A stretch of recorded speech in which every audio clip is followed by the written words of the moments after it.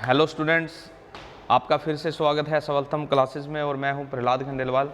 बेटा आज हम जो सीरीज़ हमारी चल रही थी हाइब्रिडाइजेशन को लेके, वहां पर हम लास्ट में इस थर्ड सीरीज़ में पढ़ने वाले हैं हाइब्रिडाइजेशन के बेस पे कुछ क्वेश्चंस को जो प्रीवियस ईयर्स के क्वेश्चन हैं हमारे, तो उनको हम बेटा यहाँ पे डिस्कस करने वाले हैं। तो स्टार्ट करते हैं आज की सीरीज़ को।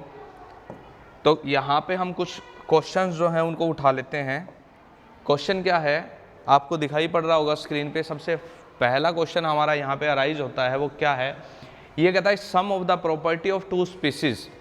ये कहता है कि हमें दो स्पीसीज जो हैं वो दिए गए हैं। तो मैं यहाँ पे आपको कंफर्म कर दूँ कि स्पीसीज जो है वर्ड, ठीक है, जो वर्ड है हमारा स्पीसीज, ये होता क्या है, ठीक है, स्पीसीज, ठीक है। तो अगर मैं बात करूँ स्पीसीज की, तो स्पीसीज जो हैं ये वो सब्सटेंस होते हैं जो एटम के ग्रुप से बने होते हैं और जिनके ऊपर कुछ ना कुछ आपको चार्ज जो है वो नज़र आएगा। जैसे अगर मैं बात करूं किसकी, NO3 की, NO3 नेगेटिव की, तो NO3 नेगेटिव को हम स्पीसीज बोल सकते हैं बेटा। क्यों बोल सकते हैं? क्योंकि ये जो सब्सटेंस आपको दिखाई पड़ रहा है, ये जो सब्सटेंस है ये, ठीक है, एक नाइट्रोजन और 3 ऑक्सीजन से मिलके बना हुआ है। मतलब that is a group of atom at that carry some charge. दिखाई पड़ रहा हुआ आपको, नेगेटिव चार्ज ये अपने ऊपर कैरी करके रखता है। तो यहाँ पर इसको हम क्या बोल सकते हैं, स्पीसीज बोल सकते हैं। तो स्पीसीज का मतलब यही होता है, स्पीसीज वो सब्सटेंस होते हैं जो एटम्स का एक ग्रुप हुआ करता है और जो अपने ऊपर कोई ना कोई स्पेसिफिक चार्ज रखे। वो पॉजिटिव भी हो सकता है, वो नेगेटिव भी हो सकता है। तो हमें दो स्पीसीज यहाँ पे दिए गए हैं बेटा। एक स्पीसीज जो है वो दिया गया है हमें NO3 नेगेटिव और दूसरा स्पीसीज हमें दिया गया है H3O पॉजिटिव, मतलब हाइड्रोनियम आयन, ठीक है। तो हमारे पास दो स्पीसीज हैं और इन दोनों स्पीसीज की प्रॉपर्टी जो है वो यहाँ पे शो की गई है और इन सभी प्रॉपर्टी में से हमने जो प्रॉपर्टी करेक्ट है इन स्पीसीज के लिए, उस प्रॉपर्टी को यहाँ पे देखना है। तो हम हाइब्रिडाइजेशन की बात कर रहे थे इस टॉपिक में, या लास्ट वीडियो में हमने हाइब्रिडाइजेशन की बात की थी। तो ये जितनी प्रॉपर्टी आपको दिखाई पड़ रही होगी, इनमें हाइब्रिडाइजेशन और स्ट्रक्चर को लेके बात बोली गई है। तो कहने का मतलब हम इन प्रॉपर्टीज़ को, ठीक है, देखेंगे हाइब्रिडाइजेशन के बेस पे ही। तो हमारे पास बेटा यहाँ पे दो स्पीसीज है, एक है आपका नाइट्रेट आयन और दूसरा है आपका हाइड्रोनियम आयन। मतलब इन दोनों आयंस की ये प्रॉपर्टी जो है वो हम देखने वाले हैं। तो हम यहाँ पे क्या करेंगे, इन दोनों ही स्पीसीज के अंदर सेंट्रल एटम को सबसे पहले क्या करेंगे, चूज करेंगे। तो सेंट्रल एटम की अगर मैं बात करूं तो इसमें सेंट्रल एटम है कौन कौन सा इन स्पीसीज में। तो अगर मैं नाइट्रेट आयन की बात करूं तो इसमें सेंट्रल एटम का रोल प्ले करेगा नाइट्रोजन और इसमें सेंट्रल एटम का रोल प्ले करेगा आपका ऑक्सीजन। अब वही जो हमने एक ट्रिक यहाँ पे पढ़ी थी, उसी ट्रिक को हम यहाँ पे यूज करते हैं। भाई सेंट्रल एटम हमने चूज कर लिया, ठीक है, सेंट्रल एटम हमने चूज कर लिया, इस केस में नाइट्रोजन होगा और इस केस में ऑक्सीजन होगा, ठीक है। मतलब जब हाइब्रिडाइजेशन के यहाँ पर ट्रिक पढ़ रहे थे उसमें मैंने बोला था कि आप सबसे पहले सेंट्रल एटम को चूज करोगे। तो हमने सबसे पहले सेंट्रल एटम को फाइंड आउट कर लिया, सेंट्रल एटम को चूज कर लिया दोनों स्पीसीज में। अब हम क्या करेंगे, ये जो आपके सेंट्रल एटम है इनके साथ जुड़े हुए जो अदर एटम हैं उनको यहाँ पे देखेंगे। तो अगर मैं बात करूँ नाइट्रेट आयन में, तो नाइट्रेट आयन में 3 ऑक्सीजन के एटम जुड़े हैं और 3 ऑक्सीजन के एटम में आपको ध्यान में रखना है, एक ऑक्सीजन एटम ऐसा होगा जो अपने ऊपर नेगेटिव चार्ज कैरी करके रखेगा। तो मतलब 3 ऑक्सीजन जुड़े थे तो तीनों में क्या होगा, एक ऐसा होगा जिसपे नेगेटिव चार्ज होगा, बाकी जो 2 होंगे वो क्या होंगे, न्यूट्रल होंगे। तो कुछ इस तरह से एटम्स का अरेंजमेंट मैंने यहाँ पे दिखा दिया। अब दूसरे के अंदर आते हैं, दूसरे स्पीसीज में सेंट्रल एटम ऑक्सीजन है और इसके साथ जुड़े हुए जो अदर एटम्स हैं वो 3 हाइड्रोजन हैं हमारे, वो 3 हाइड्रोजन हैं हमारे। तो वो मैंने यहाँ पे क्या कर दिए, शो कर दिए। मतलब सेंट्रल एटम को लिखा, फिर उसके साथ लगे हुए जो एटम्स थे उनको रिप्रेजेंट किया और वो कितना कितना चार्ज अपने ऊपर कैरी करके रखे हैं उनको हमने सेपरेटली यहाँ पे क्या कर दिया, ठीक है, शो कर दिया। अब वही हम करेंगे कि जो सेंट्रल एटम आपने चूज किया है उसकी वैलेंस में कितने इलेक्ट्रॉन्स है उसको देख लेते हैं। तो अगर मैं नाइट्रेट आयन की बात करूं तो नाइट्रेट आयन के अंदर सेंट्रल एटम का रोल यहाँ पे नाइट्रोजन प्ले कर रहा है। तो नाइट्रोजन आप सभी को पता है बेटा क्या होता है, एटॉमिक नंबर 7 होता है, ठीक है, और इसकी वैलेंस में क्या होते हैं 5 इलेक्ट्रॉन होते हैं। तो हम यहाँ पे वही रफली डायग्राम बनाने वाले हैं और उस रफली डायग्राम में हम ये देखेंगे कितने सिग्मा है, कितने लोन पेयर है, और उन दोनों का सम करके हम उन हाइब्रिड ऑर्बिटल्स को यहाँ पे, उन एटॉमिक ऑर्बिटल्स को यहाँ पे क्या कर लेंगे, फाइंड आउट कर लेंगे जो हाइब्रिडाइजेशन में पार्टिसिपेट कर रही होगी इन दोनों स्पीसीज के केस में। तो यहाँ पे हमने कुछ इतना किया। अब देखा मैंने नाइट्रोजन जो है उसका एटॉमिक नंबर 7 है और वैलेंस में कितने हैं 5 इलेक्ट्रॉन हैं। तो 1 2 3 4 5, तो मैंने यहाँ पे 5 इलेक्ट्रॉन जो है नाइट्रोजन के लिए शो कर दिए।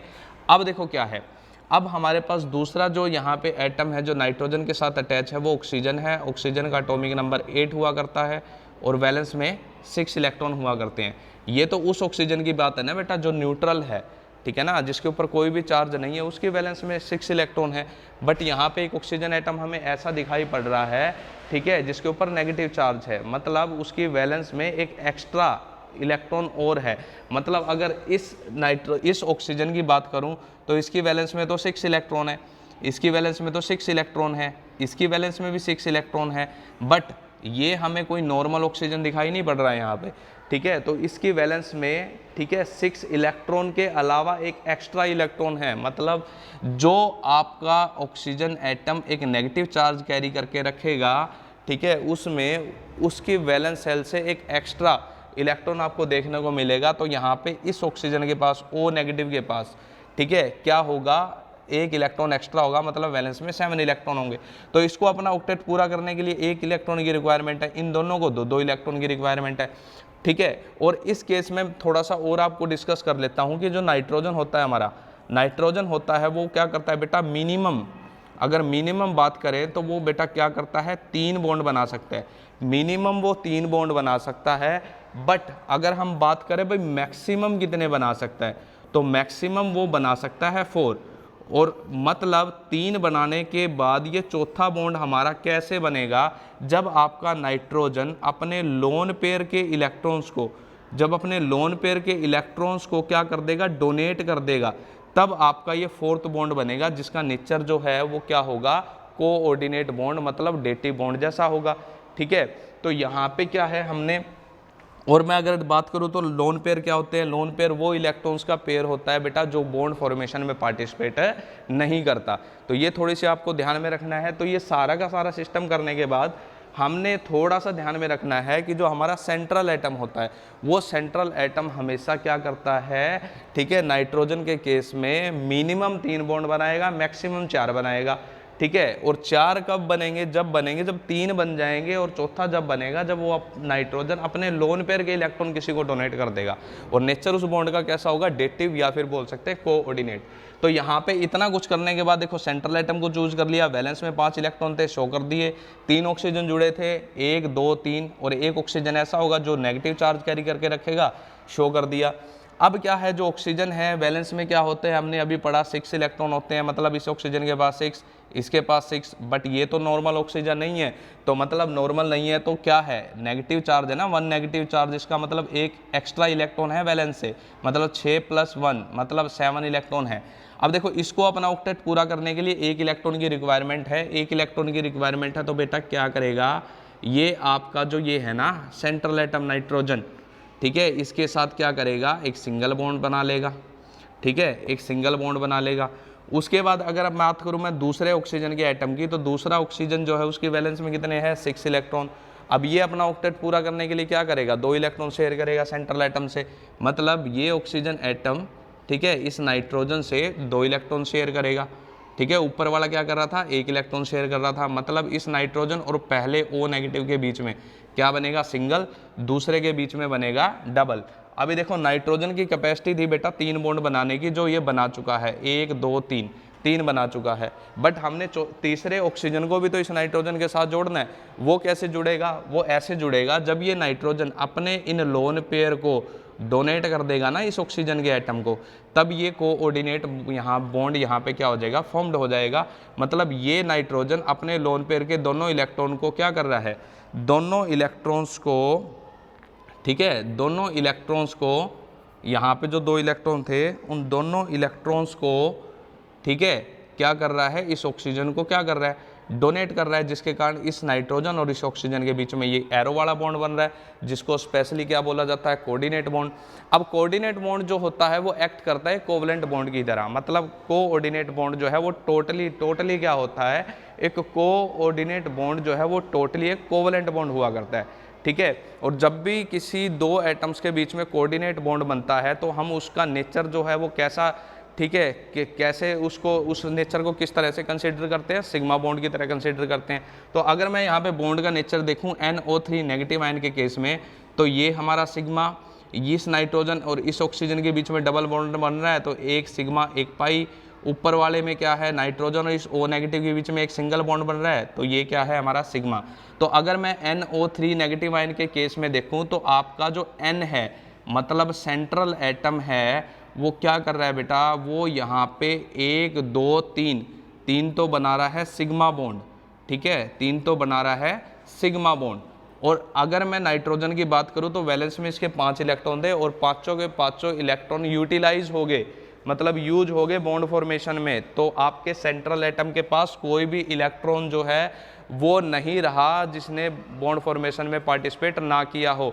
तो अगर मैं बात करूँ लोन पेयर की, तो लोन पेयर यहाँ पे क्या है, 0।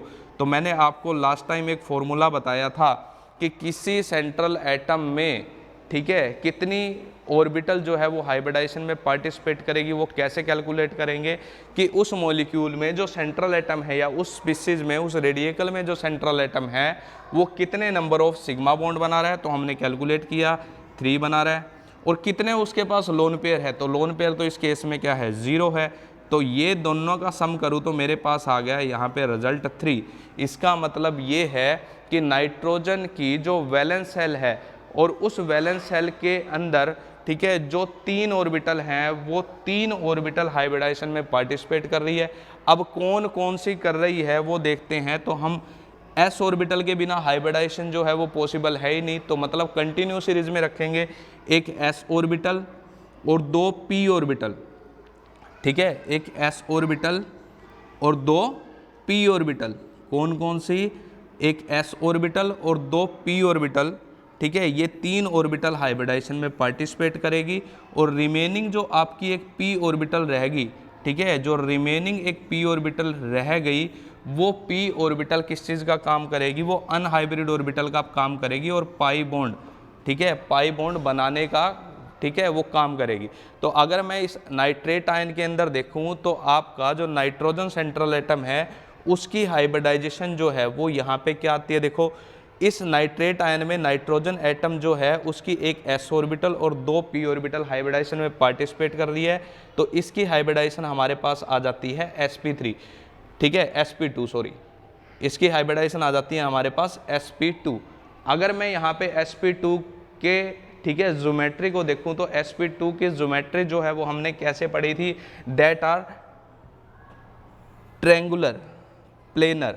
तो कुछ इस तरह से sp2 हाइब्रिडाइजेशन जो होती है, जो भी सेंट्रल एटम sp2 हाइब्रिडाइजेशन को अचीव करेगा तो उसकी ज्योमेट्री जो है वो हमें यहाँ पे क्या मिलने वाली है, वो ज्योमेट्री हमें मिलने वाली है कुछ इस तरह से, दैट इज ट्रायंगुलर प्लेनर। तो ये हमारे पास जो ज्योमेट्री है वो यहाँ पे कैसी आ रही है, ट्रायंगुलर प्लेनर। तो यहाँ पे हम थोड़ा सा इसके लिए लिख देते हैं, यहाँ पे जो भी हमने यहाँ पे, ठीक है, नाइट्रेट आयन के लिए फाइंड आउट किया है वो क्या क्या चीज़ें फाइंड आउट की है कि नाइट्रेट आयन में जो नाइट्रोजन है हमारा, ठीक है, उस नाइट्रोजन की हाइब्रिडाइजेशन जो हमने यहाँ पे कैलकुलेट की वो किस तरह की आ रही है, वो हाइब्रिडाइजेशन आ रही है हमारे पास sp2 और ये जो इसका स्ट्रक्चर है वो स्ट्रक्चर आ रहा है बेटा कैसा, ट्रायंगुलर प्लेनर, ठीक है, ट्रायंगुलर प्लेनर क्या हो रहा है यहाँ पे, स्ट्रक्चर आ रहा है, ठीक है। अब बात करते हैं यहाँ पे किस चीज़ के लिए, हमारे सेकंड स्पीसीज के लिए। जो सेकंड स्पीसीज है हमारा कौन, हाइड्रोनियम आयन, मतलब H3O पॉजिटिव आयन। तो इस हाइड्रोनियम आयन में अगर मैं बात करूं तो इस हाइड्रोनियम आयन में जो सेंट्रल एटम है उसका रोल प्ले कर रहा है आपका ऑक्सीजन एटम। ऑक्सीजन एटम उस यहाँ पे सेंट्रल एटम का रोल प्ले कर रहा है। अब देखो ऑक्सीजन एटम के जस्ट ऊपर आपको पॉजिटिव चार्ज दिखाई पड़ रहा होगा, मतलब हाइड्रोनियम आयन में जो ऑक्सीजन है वो यहाँ पे नॉर्मल नहीं है, वो एबनॉर्मल है। ठीक है, एबनॉर्मल कैसे? देखो हमें पता है कि जो ऑक्सीजन होता है उसका एटॉमिक नंबर क्या होता है, 8 हुआ करता है, और वैलेंस में 6 इलेक्ट्रॉन हुआ करते हैं। ये किस केस में होता है? जब कोई भी ऑक्सीजन के ऊपर चार्ज नहीं होता। अब यहाँ पे इस स्पीशीज में अगर मैं ऑक्सीजन को देखूँ तो उस पर क्या है? पॉजिटिव चार्ज है। पॉजिटिव चार्ज का मतलब इस ऑक्सीजन ने कहीं ना कहीं एक इलेक्ट्रॉन का क्या किया होगा? लॉस किया होगा। ठीक है, तो लॉस किया होगा तो मतलब ये ऑक्सीजन जो है ये न्यूट्रल नहीं है, ये नॉर्मल नहीं है। तो नॉर्मल नहीं है तो हम देख लेते हैं, इस ऑक्सीजन पे पॉजिटिव चार्ज है, मतलब वैलेंस में जितने होने चाहिए थे उससे एक इलेक्ट्रॉन कम है। ठीक है, तो मतलब इस O पॉजिटिव आयन के केस में अगर मैं बात करूं तो वैलेंस के इलेक्ट्रॉन क्या है? 5 हम यहाँ पे ले सकते हैं। ठीक है, तो 5 हम लेंगे तो वही हमने सारी की सारी सीरीज करनी है कि जो आपका इस स्पीसीज में सेंट्रल एटम है उसके पास 5 क्या है, उसके पास 5 जो है वो क्या है? ठीक है, उसके पास 5 क्या है? वैलेंस इलेक्ट्रॉन है। अब इसके साथ 3 हाइड्रोजन जुड़े हैं, 3 हाइड्रोजन जुड़े हैं इसके साथ। ठीक है, और तीनों हाइड्रोजन के पास क्या है? 1 इलेक्ट्रॉन है। तो ये हाइड्रोजन अपना डुप्लेट पूरा करने के लिए, मतलब वैलेंस शेल में 2 इलेक्ट्रॉन कंप्लीट करने के लिए, नोबल गैस जैसा बनने के लिए, हीलियम जैसा बनने के लिए इस सेंट्रल एटम ऑक्सीजन से क्या करेंगे? एक इलेक्ट्रॉन शेयर कर लेंगे। तो मतलब इन ऑक्सीजन के एटम और इन हाइड्रोजन के बीच में प्योरली क्या बनेगा? एक सिंगल बॉन्ड बनेगा। अब ये सिंगल बॉन्ड आपके बन गए तो कितने सिंगल बने? 3। तो अगर मान लो 2 एटम्स के बीच में प्योरली एक सिंगल बॉन्ड है तो वो क्या है? प्योरली एक सिग्मा है। ये भी एक सिग्मा होगा और ये भी एक सिग्मा होगा। अब यहाँ पे हम वही हमारा क्या करते हैं? फॉर्मूला यहाँ पे लगाते हैं। जो फॉर्मूला क्या था कि अगर किसी सेंट्रल एटम में आपको ये कैलकुलेट करना है कि कितनी ऑर्बिटल हाइब्रिडाइजेशन में पार्टिसिपेट कर रही है, तो हम क्या करेंगे? वो सेंट्रल एटम कितने सिग्मा बॉन्ड बना रहा है? 1 2 3, 3 यहाँ पे ये सिग्मा बॉन्ड बना रहा है, प्लस कितने इसके पास लोन पेयर है? तो एक इसके पास पेयर ऐसा पड़ा है जिसने बॉन्ड फॉर्मेशन में पार्टिसिपेट नहीं किया था, मतलब ये लोन पेयर है। तो मतलब एक ये लोन पेयर हो गया। तो अगर मैं इन दोनों का सम करूं तो सम करने के बाद मेरे पास आ गया 4 यहाँ पे रिजल्ट। तो इसका मतलब क्या है कि जो आपका ऑक्सीजन का एटम है ना इस स्पीसीज में, तो इस स्पीसीज में जो ऑक्सीजन का एटम है उसकी 4 ऑर्बिटल हाइब्रिडाइजेशन में पार्टिसिपेट कर रही है। कहाँ से स्टार्ट करेंगे? एस से स्टार्ट करेंगे, क्योंकि विदाउट एस जो है वो हाइब्रिडाइजेशन पॉसिबल है ही नहीं। तो एस से स्टार्ट कर लेते हैं। तो एक एस की और 3 पी की, 3 पी की ये ऑर्बिटल्स हाइब्रिडाइजेशन में पार्टिसिपेट करेगी। और किस तरह की हाइब्रिडाइजेशन बनाएगी? ये हाइब्रिडाइजेशन बनाएगी sp3। तो हमने हमारा सेकंड जो स्पीशीज था उसके रिजल्ट हमने जब यहाँ पे कैलकुलेट किया तो रिजल्ट में हमारे पास इस स्पीशीज में जो सेंट्रल एटम है, जो सेंट्रल एटम है, ठीक है ना, इस स्पीशीज में जो सेंट्रल एटम है उसकी जो हाइब्रिडाइजेशन है वो हमें क्या मिल रही है? यहाँ पे वो हमें मिल रही है बच्चों sp3।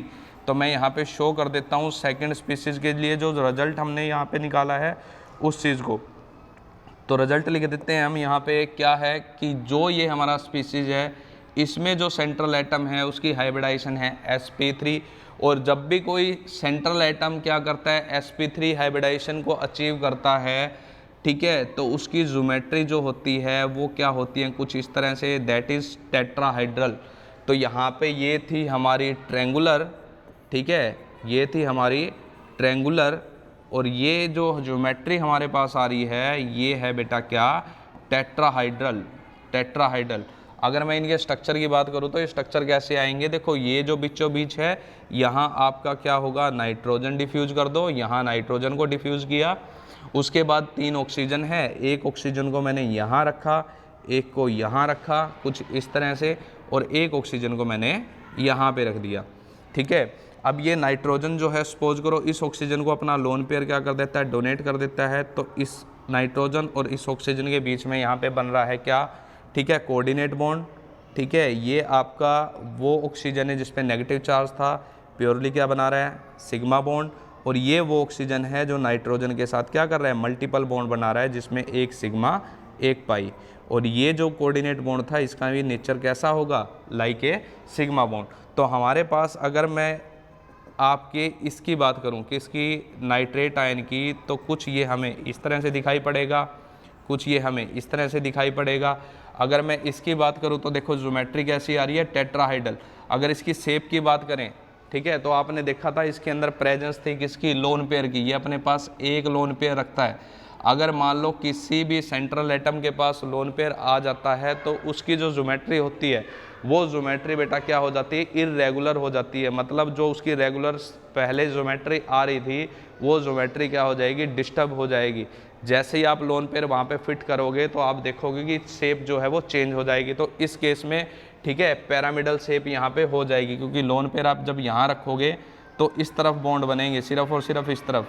ठीक है, तो हम यहाँ पे देख लेते हैं। देखो सेंट्रल एटम कौन है आपका, ओ। सेंट्रल एटम आपका यहाँ पे ओ है। तो मैं अरेंज कर देता हूँ एक बार के लिए इसको। तो हम यहाँ पे इसको अरेंजमेंट इसका कर देते हैं जैसे हमने यहाँ पे नाइट्रेट आयन के लिए किया है। तो यहाँ पे क्या है, बीचों बीच हमने फिट करना है हमारे सेंट्रल एटम को, मतलब ऑक्सीजन को। ऊपर की तरफ जो आपको ये बैलून, ये लोब आपको दिखाई दे रहा है हाइब्रिड ऑर्बिटल का, इसमें हमने फिट कर दिया जो इसके पास एक लोन पेयर था उसको।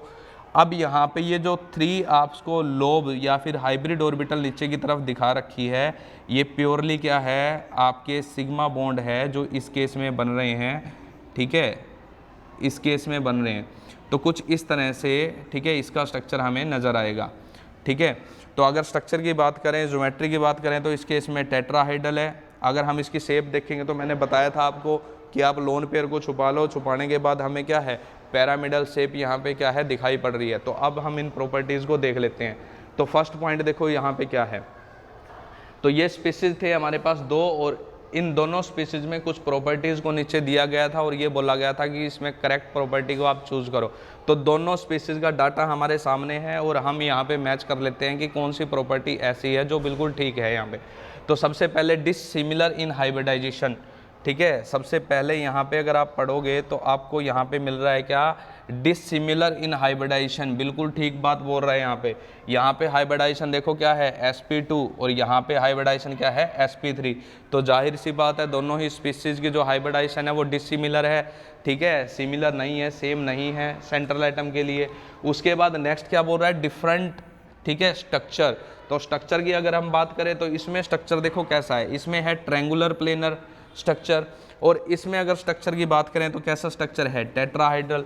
तो मतलब जो इस क्वेश्चन में आपका फर्स्ट पॉइंट है वो बिल्कुल करेक्ट है। ठीक है, तो इसमें बाकी ऑप्शन को पढ़ने की ज़रूरत ही नहीं है। फर्स्ट जो आपका पॉइंट है वो बिल्कुल यहाँ पे क्लियर है। अगर फर्स्ट पॉइंट यहाँ पे क्लियर है और बाकी डाटा को आप देखते हो तो इसी डाटा के ऊपर आप क्या करोगे, नेक्स्ट जो डाटा है उसको चेक कर सकते हो। बट यहाँ पे इस क्वेश्चन का जो आंसर होगा वो क्या होगा, ए होगा, क्योंकि दोनों ही स्पीसीज की जो हाइब्रिडाइजेशन है वो क्या है बेटा, यहाँ पे डिसिमिलर है, सेम नहीं है सेंट्रल एटम के लिए। और दूसरा अगर हम स्ट्रक्चर की बात करें तो वो भी यहाँ पे क्या है, डिफरेंट है, क्योंकि इस केस में स्ट्रक्चर ट्रायंगुलर प्लेनर है और इस केस में स्ट्रक्चर जो है वो टेट्राहाइड्रल है। अगर शेप की बात करें तो शेप भी यहाँ पे क्या है, डिफर है, क्योंकि यहाँ पे शेप जो है वो लोन पेयर को हाइड करने के बाद पैरामिडल आ जाएगी और यहाँ पे क्या रहेगी, आपकी ट्रायंगुलर ही रहेगी। ठीक है, तो कुछ इस तरह से हमारा ये क्या था, क्वेश्चन था जिसको हमने यहाँ पे देखा। अब नेक्स्ट क्वेश्चन की तरफ बढ़ते हैं। तो नेक्स्ट क्वेश्चन हमारे पास आ जाता है कुछ ये वाला। तो क्वेश्चन क्या है हमारे पास, क्वेश्चन है कि in which of the following molecule या फिर आयन। ठीक है, मतलब यहाँ पे आपको दिखाई पड़ रहे होंगे 4 टाइप के। ठीक है, यहाँ पे सब्सटेंस आपको यहाँ पे दे रखे हैं, वो चारों टाइप के सब्सटेंस कौन से हैं मैं लिख देता हूँ यहाँ पे। एक है आपका बोरोन ट्राइफ्लोराइड, दूसरा है आपका NO2 नेगेटिव। ठीक है, उसके बाद है आपका NH2 नेगेटिव, अमाइड आयन दे रखा है, और लास्ट जो है सबसे वो आपका कौन, H2O वाटर का मॉलिक्यूल यहाँ पे दिया हुआ है। तो यहाँ पे हमारे पास इस क्वेश्चन में अगर हम बात करें तो बेटा कुछ आयन और कुछ मॉलिक्यूल्स जो हैं वो यहाँ पे दिए गए हैं, जिनको मैंने सेपरेटली जो ब्लैंक पोर्शन था वहाँ पे बेटा क्या कर लिया, राइट कर लिया। अब हमने यहाँ पे देखो इस क्वेश्चन को थोड़ा और देखते हैं। तो ये कहता है कुछ मॉलिक्यूल जो है, कुछ आयन जो है वो उनको नीचे दिया गया है, और यहाँ पे जो सेंट्रल एटम जो है ना उसकी हाइब्रिडाइजेशन जो है sp2 है। ऐसे स्पीसीज या ऐसे मॉलिक्यूल के ग्रुप को हमने यहाँ पे क्या करना है, फाइंड आउट करना है। तो देखो जो भी डाटा यहाँ पे दिया गया है, सबसे पहले जो भी स्पीसीज हमें यहाँ पे दे रखे हैं या जो भी मॉलिक्यूल हमें दे रखे हैं उनको हमने क्या कर लिया, सेपरेटली अलग से क्या कर लिया, निकाल लिया। अब सेपरेटली अलग से निकालने के बाद हम क्या करेंगे, इनकी हाइब्रिडाइजेशन चेक करेंगे, और हाइब्रिडाइजेशन में हम सिर्फ और सिर्फ उसी ट्रिक को यूज करेंगे जो मैंने यहाँ पे आपको बताई थी। तो आप क्या करोगे, सेंट्रल एटम को इन सभी स्पीसीज या सभी मॉलिक्यूल में चेक करोगे। तो सेंट्रल एटम इसमें बोरोन होगा, इसमें सेंट्रल एटम आपका नाइट्रोजन होगा, इसमें भी सेंट्रल एटम आपका नाइट्रोजन, और इसमें सेंट्रल एटम आपका ऑक्सीजन। तो सबसे पहला जो स्टेप हमारा था वो हमने कंप्लीट कर लिया। यहाँ पे पहला स्टेप क्या था कि जो भी मॉलिक्यूल, जो भी स्पीसीज दे रखे थे उसमें सेंट्रल एटम को फाइंड आउट करना। तो सेंट्रल एटम हम यहाँ पे फाइंड आउट कर चुके हैं। अब सेंट्रल एटम फाइंड आउट करने के बाद हम क्या करेंगे, सेंट्रल एटम की वैलेंस में जितने भी इलेक्ट्रॉन्स हैं उनको उनके अराउंड क्या करेंगे, शो करके, और जो भी एटम उसके साथ अटैच है उनकी इलेक्ट्रॉन्स के साथ शेयरिंग करवा देंगे।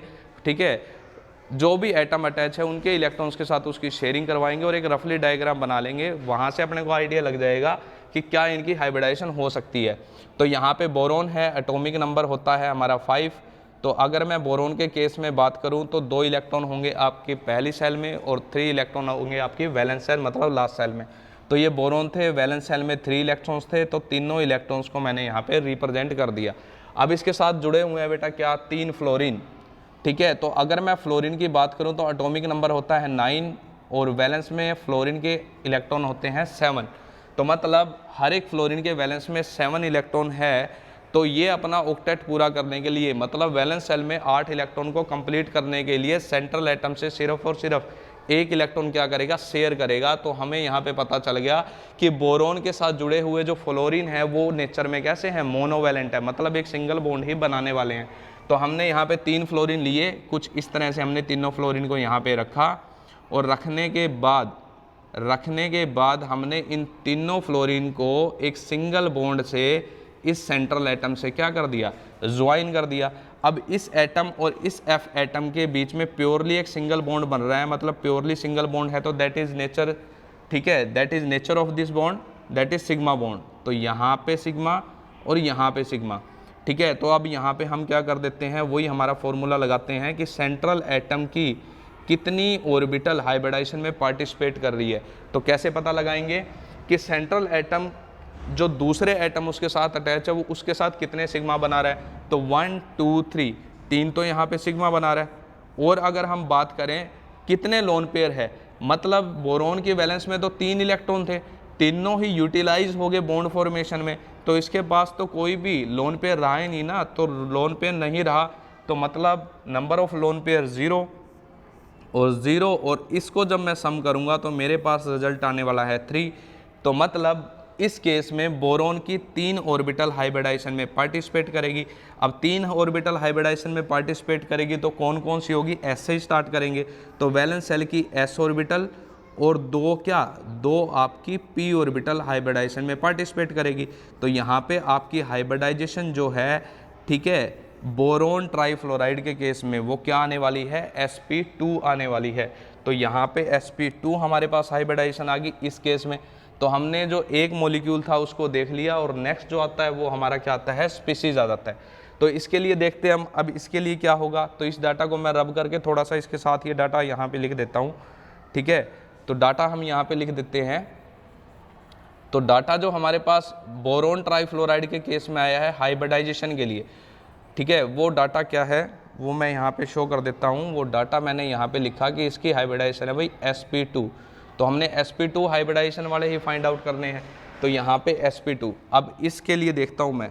ठीक है, अब हम क्या करते हैं, नेक्स्ट जो है हमारा उसके लिए चेक करते हैं। नेक्स्ट है हमारा NO2 नेगेटिव। अब इसको थोड़ा सा आप ध्यान से देखोगे, सेंट्रल एटम यहाँ पे नाइट्रोजन है, एटॉमिक नंबर 7, वैलेंस में यहाँ पे इलेक्ट्रॉन है इसके पास 5। तो नाइट्रोजन वैलेंस के इलेक्ट्रॉन्स को मैंने यहाँ पे रिप्रेजेंट किया। साथ जुड़े हुए हैं इसके 2 ऑक्सीजन। ऑक्सीजन के बारे में अगर हम बात करें, एटॉमिक नंबर 8 होता है और वैलेंस में होते हैं 6 इलेक्ट्रॉन। अपनी वैलेंस सेल में 8 इलेक्ट्रॉन पूरे करने के लिए क्या करेगा, जो आपका सेंट्रल एटम है उसकी हेल्प लेगा। और नाइट्रोजन के केस में मैंने आपको एक चीज़ बताई थी कि नाइट्रोजन जो है वो मिनिमम कम से कम क्या कर सकता है, 3 बॉन्ड बना सकता है, और ज़्यादा से ज़्यादा वो 4 बना सकता है। और 4 कब बनेगा, जब नाइट्रोजन अपने लोन पेयर के इलेक्ट्रॉन को यूटिलाइज कर लेगा बॉन्ड फॉर्मेशन में। तो यहाँ पे देख लेते हैं, देखो ये ऑक्सीजन का एटम है, 2 ऑक्सीजन जुड़े थे, एक ये रख दिया, एक ये रख दिया। अब यहाँ पे देखो O2 वाला जो पार्ट है ना, उसके ऊपर आपको नेगेटिव दिखाई पड़ रहा होगा, मतलब इसमें इन दोनों ऑक्सीजन एटम में एक ऑक्सीजन एटम ऐसा होगा जिसके ऊपर क्या होगा, नेगेटिव चार्ज होगा, मतलब नॉर्मल नहीं होगा। एक ऑक्सीजन तो क्या होगा, न्यूट्रल होगा, और एक ऑक्सीजन जो है वो ऐसा होगा जिसकी वैलेंस शेल में क्या होंगे, 6 इलेक्ट्रॉन नहीं 7 होंगे, क्योंकि एक ऑक्सीजन जो है वो अपने ऊपर क्या कैरी करके रखता है, नेगेटिव चार्ज। तो यहाँ पे देखो क्या है, ये नाइट्रोजन और ये O नेगेटिव आयन, इन दोनों के बीच में अगर मैं बॉन्ड की बात करूं तो इसकी वैलेंस में 7 इलेक्ट्रॉन है, इसकी वैलेंस में 7 इलेक्ट्रॉन है, इसकी वैलेंस में 6 इलेक्ट्रॉन है। तो कहने का मतलब ये ऑक्सीजन इस नाइट्रोजन के साथ अपना ऑक्टेट पूरा करने के लिए सिर्फ और सिर्फ एक सिंगल बॉन्ड बनाएगा, और इसकी वैलेंस में क्या है, 6 इलेक्ट्रॉन है, ये अपना ऑक्टेट पूरा करने के लिए सेंट्रल एटम से क्या करेगा, डबल बॉन्ड बनाएगा। ठीक है, तो देखो इस नाइट्रोजन और इस ऑक्सीजन के बीच में डबल बॉन्ड बन रहा है, तो कहने का मतलब एक सिग्मा एक पाई। अब इस नाइट्रोजन और इस ऑक्सीजन के बीच में क्या है, एक सिंगल बॉन्ड बन रहा है, तो दैट इज प्योरली, ठीक है, that is purely A sigma bond. अब वही हम यहाँ पे फॉर्मूला लगा लेंगे जो मैंने बताया था, भाई किसी सेंट्रल एटम की कितनी ऑर्बिटल हाइब्रिडाइजेशन में पार्टिसिपेट करेगी, वो कैसे पता लगाएंगे कि एक रफली डायग्राम में जो आपका नाइट्रोजन है, रफली डायग्राम में आपका सेंट्रल एटम है, वो कितने सिग्मा बॉन्ड की फॉर्मेशन कर रहा है, तो यहाँ पे काउंट कर लो 1 2 2 सिग्मा बॉन्ड बना रहा है, प्लस कितने सेंट्रल एटम के पास रफली डायग्राम में लोन पेयर है, तो मुझे लोन पेयर यहाँ पे 1 सिर्फ और सिर्फ एक दिखाई पड़ रहा है, तो 1 मैंने यहाँ पे क्या कर दिया, ऐड कर दिया। तो ऐड करने के बाद रिजल्ट जो आ गया वो हमारा क्या आ गया, यहाँ पे 3 आ गया। अब रिजल्ट हमारा 3 आ गया, तो इसका मतलब क्या कि NO2 नेगेटिव आयन के केस में, ठीक है, 3 ऑर्बिटल जो है वो हाइब्रिडाइजेशन में पार्टिसिपेट कर रही है। वैलेंस शेल की कौन कौन सी है, एक s ऑर्बिटल और 2 आपकी p ऑर्बिटल, 2 आपकी p ऑर्बिटल, मतलब ये 3 ऑर्बिटल हाइब्रिडाइजेशन में पार्टिसिपेट कर रही है। और ये 3 ऑर्बिटल जब हाइब्रिडाइजेशन में पार्टिसिपेट करेगी तो 3 हाइब्रिड ऑर्बिटल बनाएगी, और हाइब्रिडाइजेशन जो है वो कौन सी होगी, sp2 हाइब्रिडाइजेशन। तो यहाँ पे हमें क्या करना था, इन स्पीसीज और इन मॉलिक्यूल में से, ठीक है, उन स्पीसीज और उन मॉलिक्यूल का एक ग्रुप फाइंड आउट करना था जिनकी हाइब्रिडाइजेशन सेम हो। तो यहाँ पे बोरोन ट्राइफ्लोराइड में हाइब्रिडाइजेशन क्या आ रही है, sp2, और NO2 नेगेटिव आयन के केस में भी हाइब्रिडाइजेशन क्या आ रही है, sp2। मतलब ये दोनों, ठीक है, ये दोनों मॉलिक्यूल और इस स्पीसीज को आप ढूंढोगे तो ऑप्शन आपका मुझे सी जो है वो यहाँ पे क्या है, करेक्ट दिखाई पड़ रहा है। मतलब इसके अंदर यही बताना था हमें भाई कौन से आयन या कौन से मॉलिक्यूल का वो ग्रुप है जिसकी हाइब्रिडाइजेशन सेंट्रल एटम sp2 जो है वो शो कर रहा है। तो हमने यहाँ पे सिर्फ इतने डाटा से ही कैलकुलेट कर लिया कि यहाँ पे जो आपका ऑप्शन सी है दैट इज ए करेक्ट, क्योंकि इन दोनों, इस सी ऑप्शन में जो आपका सेंट्रल एटम है उन दोनों के केस में sp2 हाइब्रिडाइजेशन जो है वो शो हो रही है। तो यहाँ पे आपका ऑप्शन सी जो है वो बिल्कुल क्या होगा बेटा, करेक्ट होगा। तो ये यहाँ पे कॉम्पिटिटिव एग्जाम 2009 के अंदर यहाँ पे पूछा गया था। अब उसके बाद अगर हम बात करें तो नेक्स्ट जो है यहाँ पे ये क्वेश्चन आ जाता है। क्वेश्चन क्या है आपका, क्वेश्चन है कि विच ऑफ द फॉलोइंग पेयर, ठीक है, द 2 स्पीसीज आर आइसोस्ट्रक्चरल। तो यहाँ पे इस पॉइंट को आप यहाँ पे क्लियर करो। सबसे पहले आइसोस्ट्रक्चरल, आइसोस्ट्रक्चरल का मतलब होता है सेम स्ट्रक्चर वाले आपने सब्सटेंस यहाँ पे क्या करने हैं, फाइंड आउट करने हैं, और उन ग्रुप को यहाँ पे क्या करना है, करेक्ट करना है। तो ये आपके लिए कुछ होमवर्क रहेगा, और नेक्स्ट वीडियो में हम इन क्वेश्चंस जो हैं इसके अलावा और क्वेश्चन यहाँ पे देखेंगे। तो आज के लिए बस इतना ही। Thank you.